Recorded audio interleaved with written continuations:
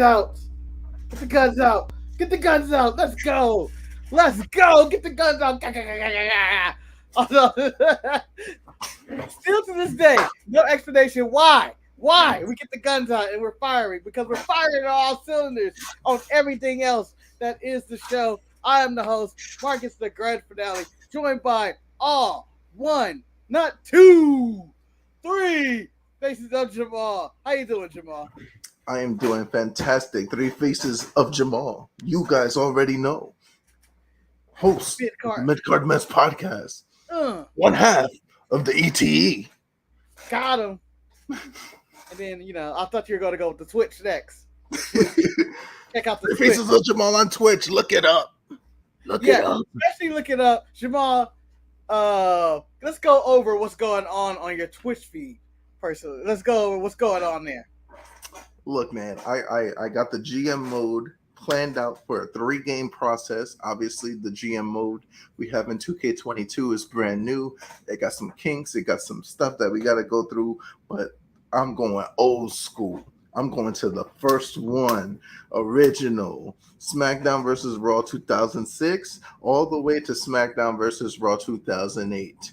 And that Twitch is going to go crazy because it's going to be a 3-season piece. 3 seasons of the motherfucker. How long those episodes are? Probably gonna be anime type shit, but it's okay. Naruto. This is going on forever. But you're going to do it from the 2006 Marvel SmackDown to 2008, and right. You have it roster accurate, right, to the time period. With all not necessarily roster accurate. So for what I did. Because this always used to annoy me back in the day when I used to play GM mode and I have to keep restarting and stuff like that. I'm going to go based off of whatever the titles that is supposed to be on whatever show. So, for example, Raw got all the females.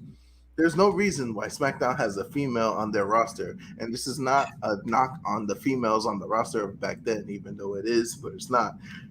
They have the Women's Championship on Raw. What the fuck are you doing on SmackDown? And then they got a bunch of cruiserweights over there that be on Raw. That can't fight for no title because they're too weak. So they got the Cruiserweight Championship on SmackDown, so everybody gets an opportunity. Well, we want to talk about 2006, 2008 era. That was Vince McMahon's NDA Prime right there.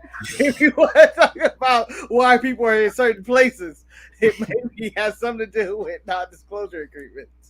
God damn it.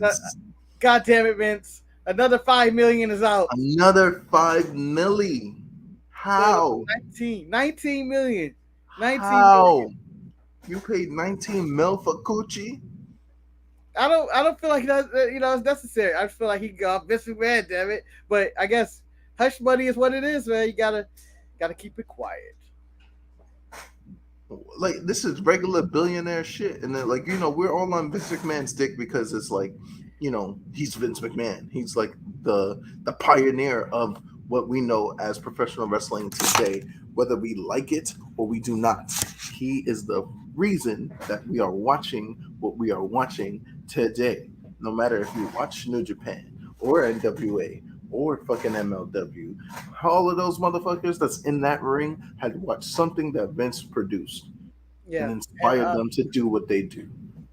Yeah, 100%. And it's like, it's one of those things where it's the reason why wrestling is on TV on any scale, whether you're AEW, WWE, or whatever, on any scale. It's the reason why me and Eric were going over buying WrestleMania tickets, which we got.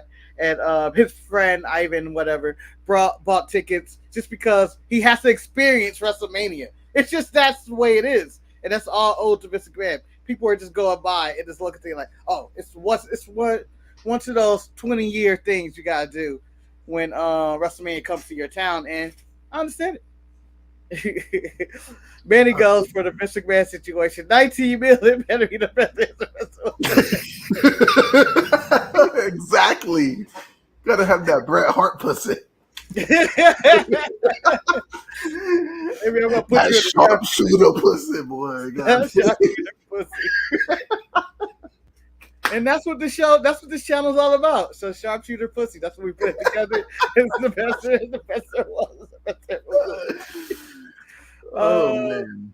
But going off the best in the world and all that stuff, we're gonna put Vince McMahon aside for a moment and just talk about G1 Climax 32. And G1 Climax 32. And the main thing I can talk about this G1 Climax is that because I caught up bangers after bangers after bangers in matchups by people that you don't even like. Why? How? Yeah. What is this? Like, what? Man. Did you see surprises and everything? Did you see the Phantasmo Juice match where he put his I did. bucket table? Yes. Bullet Club on Bullet Club action. As you stated on this show on numerous weeks, check out those matches, not for the quality of like, oh man, you're going to get 5-star classics or whatever, but just the comedy and everything involved in it. Because it's peace, there's money exchanging hands, and then there's shenanigans. Shenanigans, straight Bullet Club action shenanigans. I've never seen so much shenanigans in the G1. That was good. This ain't that Yano shit. Yano pulling off the turnbuckle pad, getting confused and shit. No, this is actually some really good comedy, and you should check it out because if you want comedy wrestling, this is comedy wrestling at its best. But as our cover states, Jonah defeated the best wrestler in the world, arguably. You can argue it, whatever. But Kazuchika Okada goes down clean in the middle of the ring to the top dog, formerly known as Bronson Reed, Mr. Jonah. I believe he had a last name Rock, but decided to go the Vince McMahon route and got rid of that last name. Jonah beats him after powerbomb, tsunami. Son, Okada dead. Normally, I wouldn't critique KK back there, but the way that, like, you know, he was like, he did it, he made him. I was like, yo, damn, he didn't win a championship, bro. Relax. Yeah. Oh, no. It's just 2 points. It's 2 points. 2 points. You can just say, you know, Okada can afford the loss. He's already has, I believe, 8 points already. Or yes, I don't know if he had at the time, maybe 6 and then now 8. Nope. I can't remember where it was. He's got 8 points. 8 points. So he has his 8 points. He knows it's not the end of the world. You don't take the loss. But it shows the potential that, or the belief that New Japan has in Jonah right now, who I don't know what his contract situation is, and I don't know what's going on in WWE with their talent exchange and trying to grab people. But Triple H guys out there, I can see Triple H just calling up a bunch of random people, including Jonah, going like, "Hey yo," I don't know why he sounded like DMX. Hey yo, you my dog, boy. You the top dog. Top dog, man. Hey, you're the top dog. We need you here. WWE, we need you. Put the band back together, you know, black and gold for life. He's not going nowhere. You heard it here first. TMDK is going to be a faction to be reckoned with in New Japan Pro Wrestling. Shane Haste is still in New Japan with Mikey Nicholas, the Mighty Don't Kneel, okay? Added with Bad Dude Tito and Jonah, they just have to build their Australian stars. Watch TMDK. I don't know. Just how the United Empire sweep New Japan, TMDK is going to do the same. Watch out. I think you're missing the first rule in wrestling that I learned almost 30 years ago. DTA. Don't trust anybody at this current moment, because I don't know, Triple H ultimately go. I can see him saying, I want Jonah back, because the one thing Jonah's been doing since he's left, having good match, great match after great match, whether it's with Jeff Cobb, Okada, or whoever, one after the other. He's been putting in really good work. The work is being put in. That's why he was Jonah Rock. Gotta rock with him. You gotta rock steady. Anyway, Jonah rocking all night long. But this was the synthesizer. I could be. That's what the show becomes. I will hope the show becomes just like us, just going over 80 hits. You have a synthesizer. I'm doing the songs, and then somehow it's fixed into the wrestling, and then we get pulled off for copyright strikes somehow. Man, like both sides. You wouldn't get pulled off for copyrights. I sent you the song weeks ago. I know. By the way, new intro. I'm going to say it on the show that makes sure I get it done next week. New intro for the show with song. That's to make sure I get it done because I'm going to have 4 days off. I should have a clear schedule. I already have an idea what I want to do next week for sure. Next week for sure. But If within any of the 4 days you need me to get a new beat or just make some new lyrics, just let me know. all right, I'll actually 1 hour before the show go. Oh, I think I need this song. I need this song. Like I was stressing out. I can do it in 15 minutes. 15 minutes. That's all it takes. 15 minutes of my time. I make a song.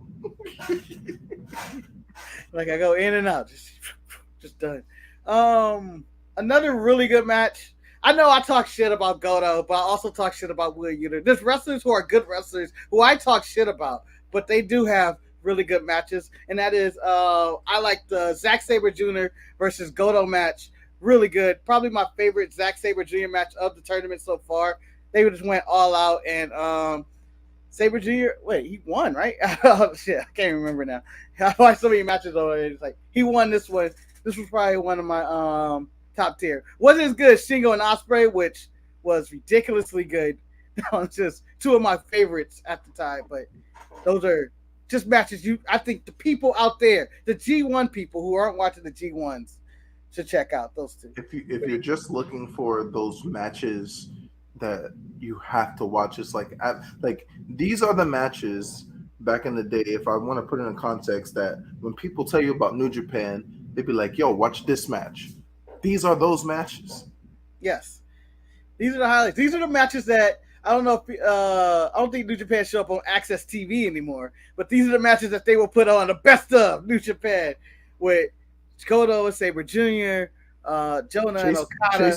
Chase Owens beat Ishii, son, in a G1. That's crazy. It's crazy. It's crazy. Who else? There's so many other matches. Blanking out. Kenta versus Naito. That was really good. Didn't know who was going to win that. That was going back and forth. Naito picked up the win with the Dosuri. I always say it wrong. Just do your best. Just do your best. Just do your best, Kevin Kelly, man. Do it. Come on. No, I feel like the more I impersonate right Kevin Kelly, the more I become Kelly. Each week you see me, my chin will grow longer. I'm become more and more lame each week. Just hit it. Just hit it one time. Just say it with me now. Destino. Oh man, I hate that. Or you could do the Japan version. They don't even say this. They just be like, 60% of this tournament, I watched the Japanese commentary for this, where it's just hype, and then something says something hype. It's like, what is going on? And then all of a sudden, it's like they just like yelling out of nowhere. And I was like, dang, they bring the intensity each and every time to it, and it's always appreciated. It makes you wonder. Does Funaki and that other guy freaking from Kaientai? He was actually in Kaientai with Funaki back in WWE. You mean Dick to go? Do they call Raw like that? Do they call SmackDown like that? That's so crazy. I'm curious. I'm always curious with the French, the Germans, Japanese guy. What does that sound like? Because I've heard the Spanish announce team before, and it's fine or whatnot, but it's not. I want to hear the like when the ring flipped over at SummerSlam. What was that called like in different languages? That's what I want to hear. Now we got to look it up. Now we have to look it up. Now I got to look it up. In multiple languages, going, oh shit, this is the Russian announce team going like, oh shit. Oh no, I've noticed they don't really highlight all those announce teams anymore. Well, it's more time consuming to do such things of that nature. So I get it. More of the show as opposed to what's going around the show. Yes, of course, it's a global run company. You're gonna have different languages. Like the fuck, we know this. So they go over one. There is no SAP on the fucking, They have Yeah. some new shit. I don't know what it's called, but it basically says that if you want to watch it in your language, you can. Whatever happens on Peacock, whatever they're doing, or whatever Um, WWE Network the streaming. Dalton Castle Network. Here we are again. But what was for me my match of the tournament so far? I got was Shingo versus Osprey.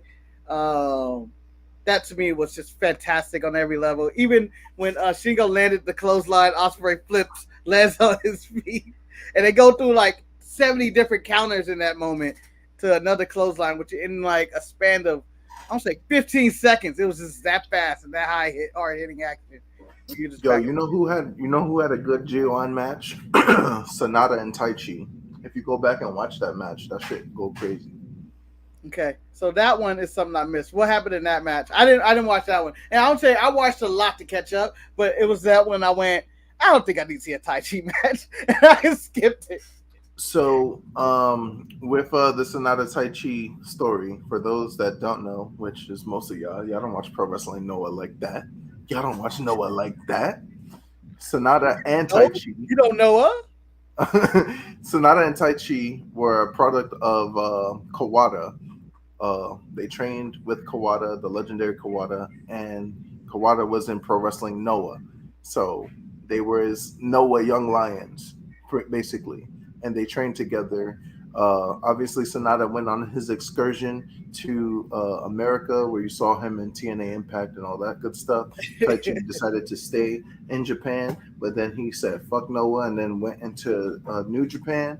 And then Sonata did also the same thing by joining with Los Ingobernables.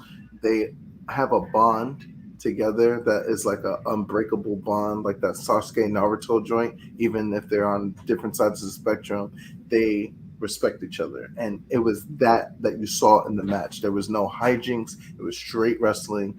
Anybody could have won that match. Sonata ended up winning with the Paradise roll, not the lock, the roll, and then fucking yeah, it was really good. It was really good all around. And then watching the backstage interviews as well, like they were both like, I respect that man, like this and the third. Come join my group. No, come join my group, motherfucker. You know what I'm saying? Wow. So a lot of history there. I didn't know that. I'm glad you informed me on all that because I didn't know any of that. I just thought, here they are. They wrestling in Japan. I saw it was a regular match. Maybe if I had that backstory, maybe I would have been like, oh, I'm curious, what's going on with these two? And it probably would have been more tuned to the match. Other than that, I saw Coach Skull versus Tai Chi. He's probably gonna sing to the ring. So now it's probably gonna pick up the win. That was the kind of stuff that was going through my head. And I was like, skip. I don't think I need it. But now I have a backstory to it. There's backstories to literally every match that we had in the G1. If you want to go back and watch that Juice Robinson versus David Finlay. That was really, really like intense. Not as a wrestling aspect, but just the fact that Juice is in Bullet Club, even though he was like, "Oh, I'm gonna retire from wrestling," and this and the third, and then making sure and then the result of the match, like David Finlay just on the start of his uptick of going ham. He did still lose. his block. He did lose his recent match, but that doesn't change the fact. He lost to El Phantasmo to I believe it was a roll up and whatnot, and it was a good match. It was good, but Dave Finley's still leading his block. If you're like, this is something Finley, I did not predict whatsoever. And Finley dead said he was like the D block. If I'm looking at it correctly, the D block is it's a pick 'em because you could still lose. He could still lose, and somebody could win and then take over. Like the top people in the D block right now is Yujiro Takahashi and David Finlay with 6 points. Everybody else has 4 points. That's crazy in a G1 right now. That is super everybody crazy. but a Phantasmo who has 2. We got his first. Nah. Phantasmo got 4. He got Robinson 4. got 4. This is out of date. Takagi got 4. Hashi got 4, and Osprey got 4. Because everybody won like 2-2 or 2-3, and winning and losing depending on who they beat in this and the third. So it's crazy that D block is going insane. So it's a pick 'em. Yeah. Notice what I said about the D block. Yujiro Takahashi and David Finlay are tied. Yeah. I still have Shingo coming from behind and winning that block. but it's still a good block. It's probably one of the better blocks because you still got Osprey in that one. The two top at the end of the day might be Osprey and Shingo again, but who knows? Even Juice Robinson can come up in the end and cost Finley. Or I don't know. I have no Another, idea what happened in this block. another interesting block that you should watch is Block B because both Tama Tonga and Jay White are 8-8 with their 8 points. Yeah. They both got 8 points at the top of the block. You got Sonata with 6 points. Tai Chi got 4. Chase Owens got 4. Ishii got 2. And Great Okan got 2. So Okan and Ishii are practically almost out of the tournament if they lose one more match. Toriano has been out for a while. Lawler could win a match and then hopefully somebody loses in his block to, get back up on top. But he's a monster block. He's not. I don't think he's coming back from that. Like he just recently lost to Okada in a really good match, but it was like, fuck, he's really fighting from behind. Like, he's fighting from behind. Okada took the block back. Yeah. So Okada took the block back. Okada's going to keep that block probably for the remainder, but that monster block is probably. I think he's got to go against whoever the winner of Block B is, and again, like I said, with it being Jay White and Tama Tonga, two people have beat him before, like clean in the ring. I don't know, man. And then the winner of those blocks is going to face the winner of the match between Block C and Block D. Block D is up in the air like a motherfucker. And Block C right now, Zack Sabre Jr. is leading the charge with 8 points, and Tanahashi and Naito. Surprisingly, Naito with a comeback, being in that third and second spot because he didn't start off strong at all. And then Goto trying to make his way too. So just a lot. It's a lot. It's a lot to go on. Still a lot can happen. I think we still have about a month left. I would say about a month or 2 or 3 weeks. We are less than 8 days away. Today's the 10th. It ends on the 18th. Oh, damn. I snuck up. I thought I got 10 days to finish my G1 coverage, and I'm almost there. You're almost there because you're doing the history of G1, and you're going to drop each all individual one. Yeah, I'm just going to drop it all one time because like Netflix. It's literally like 6-7 minutes or 10 minutes of each one because I'm just going through the matches that you should watch or what defines this G1 compared to the other ones and stuff like that.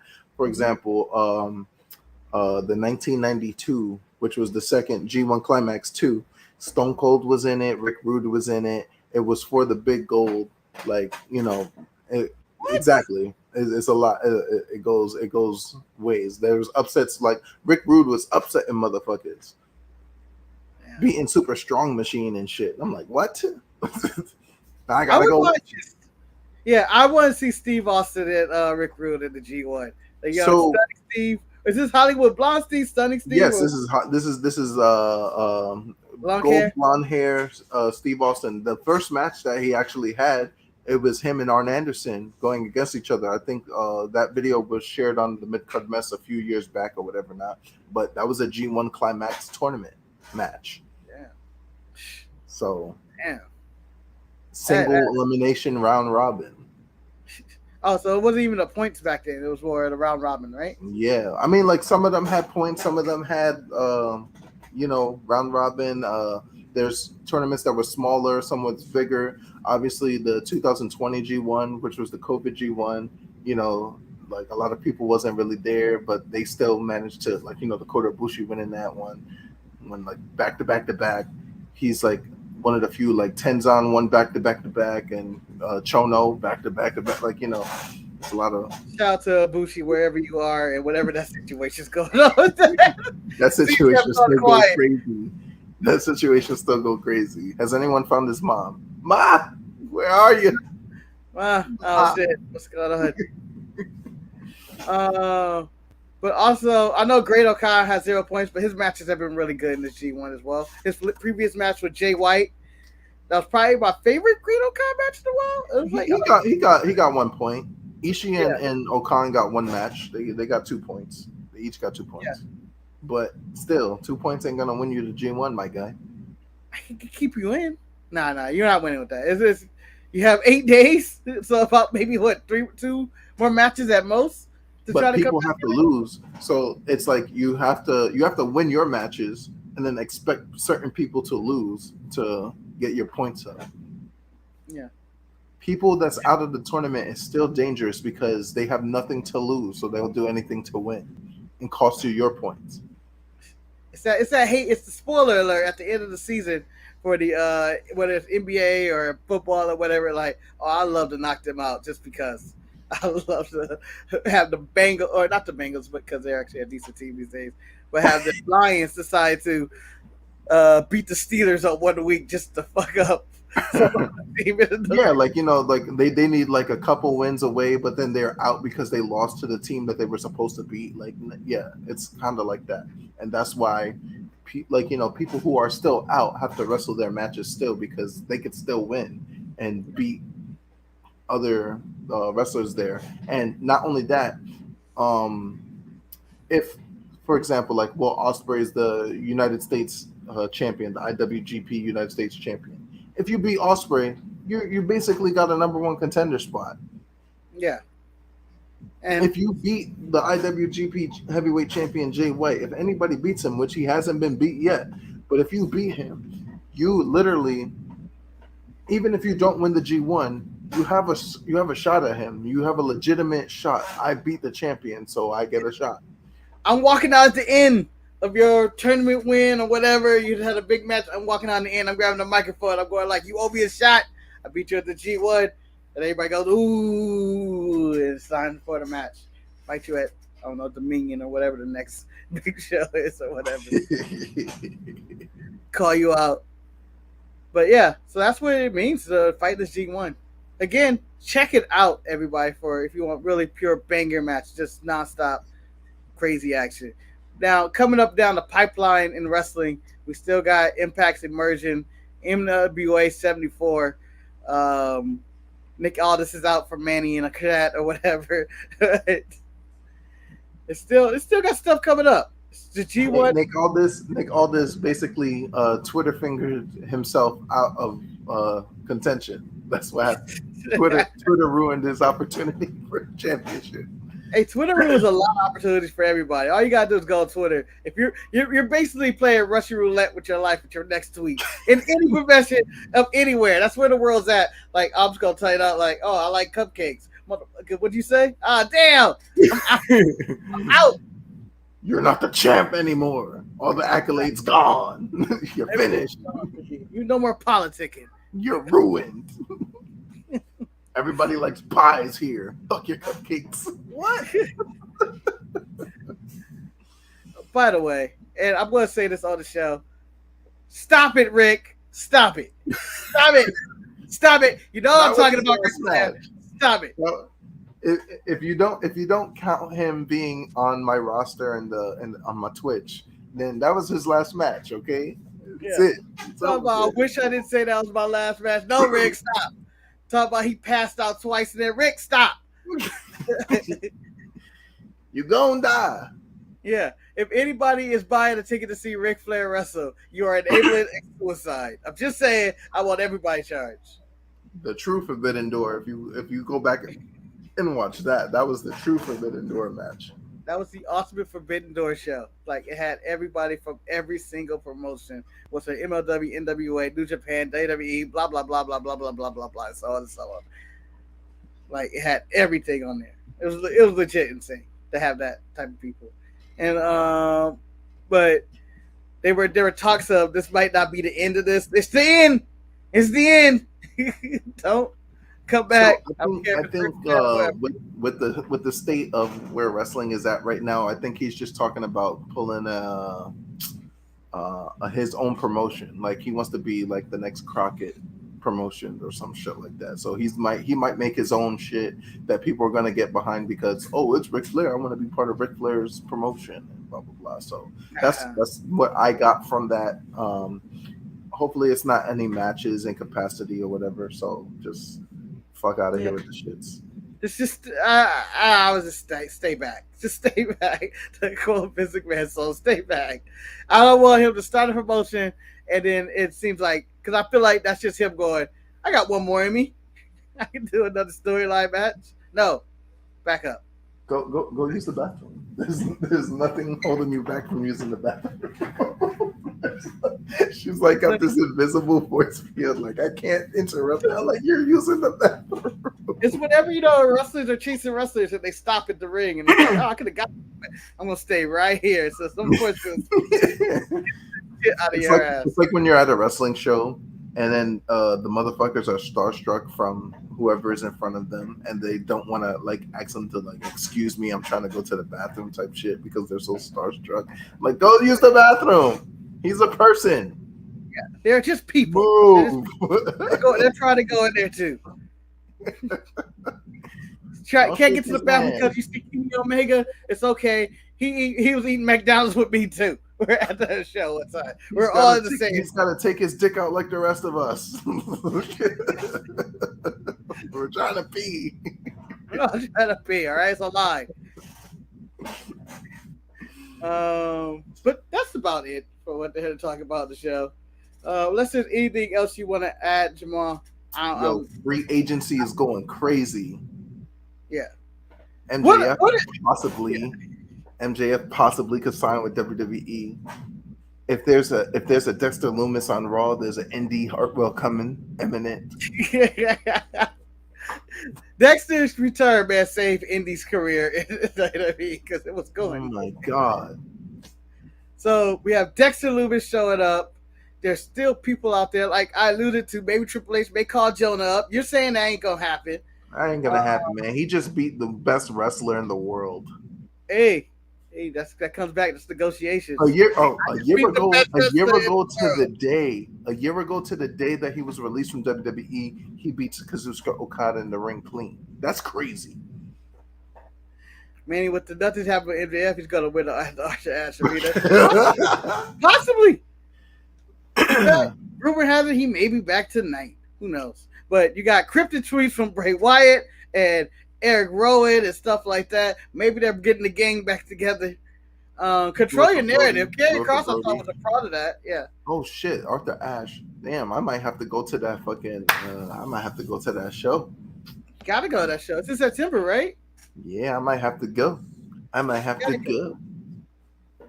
That is the big show of the big Dynamite show of the year. Actually, probably their biggest show of the year. It's the biggest event they normally do all year. It's in a stadium. Yo, these New York niggas is gonna go crazy for that shit. I went to Arthur Ashe last time that it was here, AEW. That was my first and only AEW show, and I went to Arthur Ashe Stadium, and that was like Daniel Bryan and fucking Omega or whatever not. So that shit was crazy. Yeah, those were the days. By Genesis. Kenny Omega versus Bryan Danielson, and both of them were around, and hopefully health reasons can we get some more of that. And I wish I can get the Bryan Danielson that originally showed up at AEW, just the asshole, just stepping on faces and just not smiling or whatever they're doing. This is what the Blackpool Combat Club should be. They should be exactly what Suzuki Gun tries to be and what Bullet Club is, and that's like no nonsense, no bullshit. Fucking let's fuck these niggas up and that's it.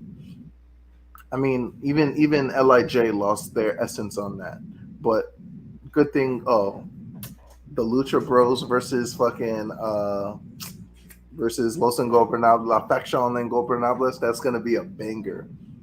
That's tonight, right? That's tonight. It's tonight.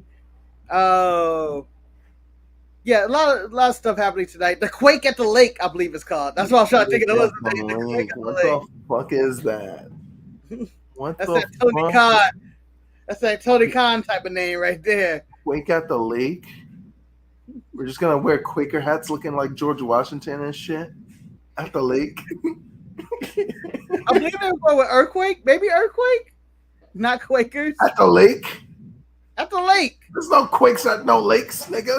I don't know. I'm not a scientist, okay? There could be quakes at the lake. I'm just saying. There's going to be one tonight. At the lake. Which should be a exciting Dynamite show of matches for Dynamite. But I wish Dynamite would get back on some storyline shit. Just give me some drama. It's only like 1 or 2 storylines in the company. You still got me at Quake at the Lake. Quick at the lake. Still got me at Quick at the Lake. Geodude, use Rock Slide. Okay. Quick at the Lake. That's it. Graveler, use earthquake. Oh, it went 7. What? Amplitude went 7. Apparently supposed to be the name instead of Bash at the Beach, apparently. Quick at the lake. Who was I having this conversation with? Oh, the latest episode of the Mid Card Mess podcast. Me and Genesis was discussing how genius it was for NXT to be using old WCW, ECW names in their pay-per-views, and here Tony Khan's doing the opposite. Like, it's just so bad. They're not good names. Like Halloween Havoc, dope name. Bash at the Beach, dope name. I mean, they're doing Heat Wave. That's the best name, but Attacked. Oh, Heat Wave.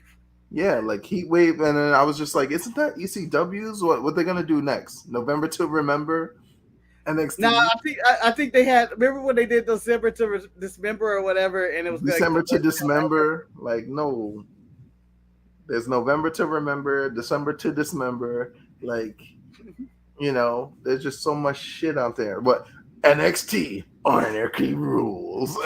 NXT Barely Legal. Barely Legal. NXT Barely Legal sounds like a legit title for an episode of NXT. If you watch that show, that shit is barely legal. Those girls are 18. Those girls are 18 out there. NXT Road Wild. All the bikes in the back. Wow. It's Sturgis. We're gonna go to Myrtle Beach. All the bikes. Bikes. Oh man. Yeah, man. People, all the content that we got going on, man. Yeah. Check out the channel. A limited amount of shows and contents, whether it's Raw's Retro, the Untitled Manny and Marcus, the Saturday Show, the Sharpshooters Podcast, ETE, which you're right here, and other stuff that just comes out randomly. Watch-alongs galore. Then check out everything Jemal's doing on SoundCloud, the Mid Card Mess Podcast, covering the history of the G1.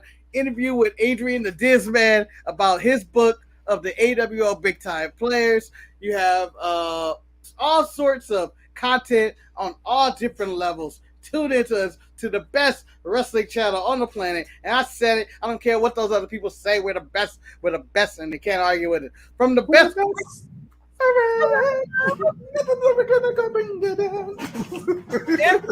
If we were, if you wanted to value our channel as anything, I would say it's $19.2 million. The same thing that Vince McMahon. We are the $19.2 million of pussy. Sharpshooter Pussy Podcast. We are the Sharpshooter Pussy, man. Pay us the money. The best there is, the best there was, the best there ever will be. $19.3 million. Who screwed Brett? We screwed Brett. That's what happens. But he won't tell you because he got an NDA. look. That's the reason why Sasha didn't want to be next to us. Okay, that's exactly the reason why Sasha didn't want to be there. They cost too much money. For those who don't know, it wasn't us standing next to her. It was her standing next to us. I wish I could have the clip. I don't even know how to use this thing. That's Manny. It's Manny business. It's Manny business being able to do this stuff. Oh no! Oh, whoa! Spoiler. Yep. I don't know how to actually do stuff like that. When I would put the Sasha image up of us all together for the first time ever meeting in person, apparently from all over the world, like travel ain't got no cost. We actually got to do that one time for the one time. I'll be down. Mr. Ross, Mr. Manny, I'm willing to go out to Cali because that's the meeting point right there. Is it? I would know. I don't know. I feel like which one is closer, New York, or Cali? Because I know Manny has traveled to New York. I've never been to New York, so I'm the meeting point. Come to New York. Might be. We'll go get some pubs. We'll go to the pub. Have some pint of Guinness. Pint of Guinness. I'm sure. I hope Manny drinks better. I'm not a fan of Guinness. I don't like it. It tastes gross to me. I don't know. Maybe it's too dark. Nah, man. I'll take y'all straight to my job. World Trade Center. We can all Manny meet at was 42nd Street. Atlantic Ocean. no, Atlantic Ocean. That's the midpoint. What we're just saying there. Hey, at this point, because I know you talked about trying out for whatever wrestling thing it is. You can compete for PAC's All Atlantic title at some point. I am going to a seminar. They switched the date. They switched the date to Sunday, so I'll be trying to go on Sunday to see if I could scratch that wrestling itch I've always had all my life. I'm just doing it just to see if my body can handle it. If it can't, then it can't. There's just so much I can do. I served this damn country. Leave me alone. My body hurts. You know, Body's hurting, feet up. Hurts. Damn it. But if I can handle it, then yeah. You're looking at the next Dean Malenko, because that's who I would base my mold after. Oh, what? She shows me in hijack. I Marcus the grandfather.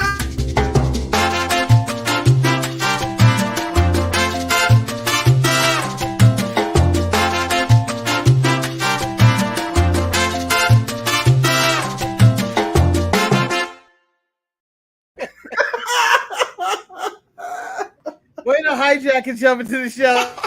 Dada, why? Why, Dada, why? This is business. This is my sweat. I know, but I did business. Shut up! Shut up! This is business. Hey! I invested the money. Stop talking! I will kill you! Sorry, sir. Hey! Dada, why? Business. Oh, God. That needs to be updated, by the way, by hijacking Manny. That needs to be updated to McMahon, to every woman he gave the NDA to. This is business. Hey, we went back into the past. Yeah. Wow, I feel like the show is burnt up in the crisp and burned out. We got to end the show. I gave a 30-minute time limit. We're at the 42-minute mark. We gave you 12 minutes of whatever else we can talk about. I am Marcus. Jemal, have a good day. Have a good night. We got our guns ready. We're going to shoot until the thing goes off. I don't even know if it does.